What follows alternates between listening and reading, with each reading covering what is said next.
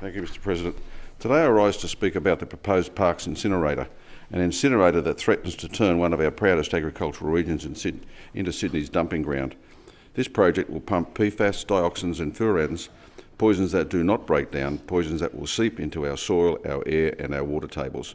They will enter crops, livestock and the food chain, putting the health of local families at serious risk for generations. Within 20 kilometres of this toxic proposal sits a school. Do we want children growing up in the shadow of a waste burner, inhaling chemicals known to cause cancer, birth defects and immune disorders?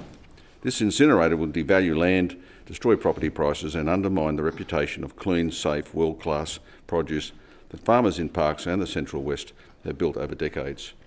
Who will buy their lamb, their beef or grain grown next to a toxic waste stack? Who will invest in community branded as a waste site for Sydney?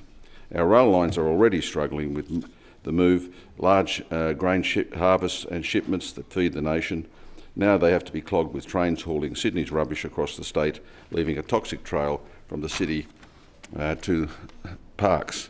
Local infrastructure should serve local industry, not foreign waste multinationals. This is not just a technical debate, it is a moral one.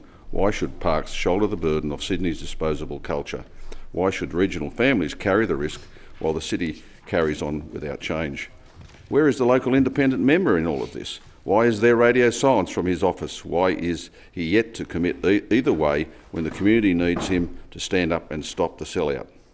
Parkes deserves a representative who will fight for their health, their livelihoods and their land and their future, not go into hiding and roll over for overseas corporations who see rural Australia as nothing more than a dumping ground.